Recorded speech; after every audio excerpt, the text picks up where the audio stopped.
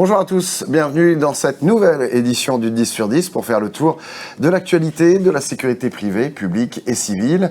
Et on ouvre justement ce JT avec la sécurité civile qui vient de clôturer le 123e congrès de sapeurs-pompiers de France et qui va bientôt pouvoir s'entretenir avec le président de la République, Séverine. Oui, le 123e congrès des pompiers qui se tenait à Nancy vient de se clôturer. Vous pouvez d'ailleurs voir notre reportage sur ANews Sécurité. Le 14 octobre prochain, Emmanuel Macron va recevoir l'ensemble des acteurs de la sécurité civile à l'Élysée. Pompiers professionnels et volontaires, services d'incendie et de secours, militaires de la sécurité civile et associations seront présents. L'objectif de cette réunion sera de repenser le modèle pour faire face au changement climatique et lutter contre les feux de forêt et les inondations de plus en plus nombreux et dévastateurs. Gérald Darmanin, ministre de l'Intérieur, avait annoncé lors du 123e congrès des sapeurs-pompiers de France que le gouvernement travaillait à un plan de modernisation de la sécurité civile. À propos des besoins de la sécurité civile, Olivier Richefou, président de la Conférence nationale des services d'incendie et de secours, était au micro d'ANews Sécurité lors du 123e congrès de sapeurs-pompiers de France. Les conséquences, c'est qu'on a bien vu que le système a tenu, mais qu'on était à la rupture. Et donc, on ne peut pas continuer comme ça. Et il va être indispensable de faire en sorte de doter les centres d'incendie et de secours, les SDIS d'une façon générale, de moyens supplémentaires. C'est ce que nous attendons tous comme réponse de la part de l'État. En matériel d'incendie, en camion pour éteindre les feux au plus près, et puis on le sait des moyens aériens, on pense aux Canadair, mais avant de construire les Canadair c'est 5 ans, donc peut-être qu'il y a d'autres solutions à regarder plus européennes. Les avions suédois sont expertisés en ce moment, puis je pense surtout qu'il faut mobiliser des moyens aériens comme les hélicoptères. Il y a plein d'hélicoptères en France. Il faut former les pilotes et puis faire en sorte que l'hélicoptère puisse porter cette grande gourde d'eau qui est très efficace quand il faut attaquer un feu dès le début. Il nous faut des moyens humains d'abord supplémentaires et on pense notamment à des volontaires qui doivent pouvoir venir nous rejoindre en plus grand nombre. Ils sont 200 000 aujourd'hui en France. On doit pouvoir atteindre les 250 000 dans les 5 années qui viennent. C'est un objectif raisonnable et donc il faut renforcer cette envie par des moyens de communication. Il faut permettre à des employeurs de libérer dans la journée plus facilement leurs salariés qui sont pompiers volontaires. Et puis il faut effectivement améliorer un petit peu, et c'est un peu en cours, à la fois le montant de la vacation qui est modeste, et puis penser à revaloriser cette prestation de fidélité et de reconnaissance qui existe en fin de carrière et qui permettrait d'avoir 400 €, pas par mois, mais par an, ce qui, avouez-le, est tout à fait modeste. À l'Élysée, on devrait donc parler du financement des services d'incendie et de secours, des moyens matériels, notamment aériens, et à la création d'un statut de pompier volontaire afin qu'ils soient plus facilement libérés par leurs employeurs. Les pompiers volontaires sont au nombre de 198 900, soit 79% de l'effectif total des sapeurs-pompiers. L'objectif est de passer à 250 000 d'ici 2025. À ce propos, puisque la production de Canadair est arrêtée, la solution pourrait venir de la Belgique, Alexandre. Oui, Séverine, c'est une start-up belge qui pourrait bien fournir des avions nouvelle génération qu'elle fabriquerait à Saint-Nazaire. La production des Canadair actuels a été stoppée il y a 7 ans et la France doit faire face au défi des feux de forêt avec son parc actuel qui nécessite quand même de fréquentes réparations. La totalité des Canadair français ne sont que donc trop rarement en action simultanément. Et la société belge Roodvoort propose donc le Seagull, un avion muni de 2 foils, sorte de dérive qui plonge dans l'eau et qui exerce une portance maintenant l'avion hors de l'eau et qui peut larguer 12 000 litres contre 6 000 pour les Canadair actuels. Ces foils qu'on peut voir sur des sports nautiques tels que le surf, la planche à voile ou le kitesurf permettent donc de rester en vol au-dessus du plan d'eau et résout de nombreux problèmes liés à l'écopage. L'avion a une faible consommation de carburant grâce à des moteurs modernes et une grande capacité de transport pour chaque rotation, écopage, largage. Roodvoort, la société, cherche un site de production et le maire de Saint-Nazaire, David Samsun, a révélé avoir rencontré la firme, cette dernière étant sensible à l'idée d'intégrer l'Interland d'entreprises compétentes à Montoire-Saint-Nazaire pour produire son Seagull. Une première en termes de braquage de banque, un DAB a été cambriolé à l'aide d'un drone. Oui, et cela s'est déroulé à Reims. Des malfaiteurs ont dévalisé un distributeur automatique de billets à l'aide d'un drone. Ça n'a été révélé seulement il y a quelques jours, le 22 mai dernier. Un DAB relais situé à l'extérieur de la caisse d'épargne a été braqué grâce à cet engin. Les voleurs ont d'abord réussi à ouvrir la trappe du conduit d'aération exigu du local technique attenant au DAB dans lequel ils ont fait passer un mini-drone. À l'aide d'une perche munie d'un miroir, ils ont localisé le bouton d'ouverture de la porte du DAB, puis le drone a actionné ce bouton poussoir.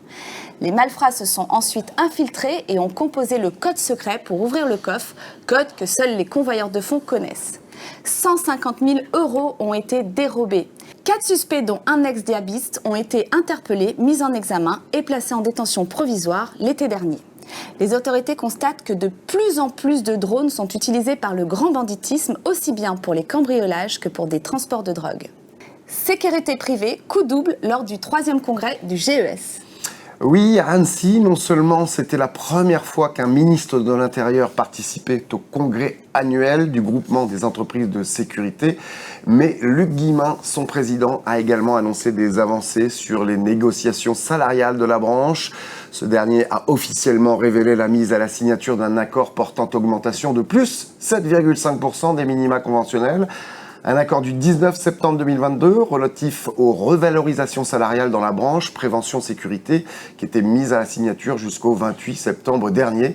Cette revalorisation de plus 7,5% s'appliquera également à l'indemnité conventionnelle d'entretien des tenues, à la prime de panier et à l'indemnité d'amortissement et d'entretien du chien. 6 organisations syndicales ont signé l'accord. FO, UNSA, CFTC, CFDT, Sud et CFE-CGC. La mise à la signature de cet accord s'inscrit dans un contexte inflationniste marqué par des augmentations successives du SMIC en mai et août 2022 et vise à anticiper au mieux les évolutions du SMIC des prochains mois. La date potentielle d'application de cet accord serait le 1er janvier prochain. Parlons maintenant des nouvelles technologies qui viennent en aide à la sécurité publique. Les gardes champêtres, Séverine, vont tester les caméras piétons. Par décret paru au JO, les gardes champêtres sont en effet autorisés à titre expérimental à enregistrer des images avec des caméras piétons. L'autorisation présentée par le maire est accordée par le préfet. Les données peuvent être conservées pendant 6 mois. 679 gardes champêtres sont en activité, ils concourent à la police des campagnes et sont en charge de rechercher chacun dans le territoire pour lequel il est assermenté les contraventions au règlement et arrêtés de police municipale. Nouvelle technologie toujours, Nice sera une zone test pour la gestion de crise. La Cité des Anges a été choisie comme terrain d'expérimentation d'une nouvelle plateforme d'anticipation, de gestion et d'alerte des risques. Un consortium d'opérateurs spécialisés a créé Puma X, une plateforme universelle multi-alerte pour traiter et alerter la population en temps réel lors d'une crise, qu'elle soit météorologique, sanitaire, terroriste ou encore cyber. Cette plateforme, connectable aux 524 caméras de la ville, offre une gestion centralisée des multiples données issues des collectivités, des professionnels et des administrés. Elle rassemble un dispositif d'alerte à la population, une géolocalisation des appels d'urgence, une cartographie des événements, un plan communal de sauvegarde ou encore une prévision des mesures d'eau et des productions électriques. Nomination maintenant, ça bouge au service de filature de la police. L'affaire de l'INAM IQCEN n'y est sans doute pas pour rien. Thierry Battistoni est remplacé par Marion Friedrich à la tête de la DNRA, la Division nationale de la recherche et de l'appui. Ce service de filature de la police placé au sein du service central du renseignement territorial réalise entre autres des surveillances dans le cadre de la lutte antiterroriste. Thierry Battistoni est nommé à la direction de renseignements territoriaux de Marseille. Événement à venir au campus cyber. Oui, Séverine, avec les Axis Days le 11 octobre pour découvrir nouveautés et tendances technologiques. Les thèmes abordés, intelligence artificielle, cybersécurité, applications embarquées, nouveautés produits et développement durable, bien sûr, de 8h45 à 14h au sein du magnifique campus cyber pour échanger avec les équipes commerciales et techniques sur vos projets, vos attentes et répondre à toutes vos questions. On passe maintenant à la page culture avec une exposition sur l'espionnage. Du 21 octobre 2022 au 21 mai 2023, la Cinémathèque Paris 12e proposera une exposition intitulée « Top secret, cinéma et espionnage ». L'exposition explore les relations imbriquées entre espionnage et cinéma, rendant compte de l'étendue et de la vitalité d'un sujet qui se déploie autant dans une histoire que dans une géographie mondiale. De Mata Hari à James Bond, l'exposition Top Secret lève le voile sur les espions, héros romanesques dont l'univers nourrit depuis toujours l'imaginaire des plus grands cinéastes. Cryptologie et cyberspy, gadgets et artefacts historiques, une histoire de l'espionnage au cinéma ludique et érudite. Et on se quitte avec la sortie ce 5 octobre du film choc sur les attentats du 13 novembre 2015. Novembre, avec Jean Dujardin, Sandrine Kiberlin, Anaïs Dumoustier et Jérémy Régnier, réalisé juste après Bac Nord par Cédric Jiménez, retrace la cavale et le début de la traque des terroristes des attentats de 2015 qui ont fait 130 morts et des centaines de blessés. Jiménez et ses acteurs qui nous emmènent suivre de l'intérieur l'enquête de la brigade antiterroriste durant 5 jours. Dans une interview à France Info, Jean Dujardin a déclaré que ce film était entre la fiction et le documentaire et que le tourner permettait de se souvenir des victimes, des familles des victimes et de se dire que ça pouvait aussi revenir. Voilà, c'est la fin de ce 10 sur 10. Toutes nos émissions sur la sécurité sont à découvrir sur le site qui s'affiche. N'hésitez pas à nous envoyer vos communiqués de presse sur sécurité@agoramag.fr. Rendez-vous le mois prochain. À bientôt. À bientôt.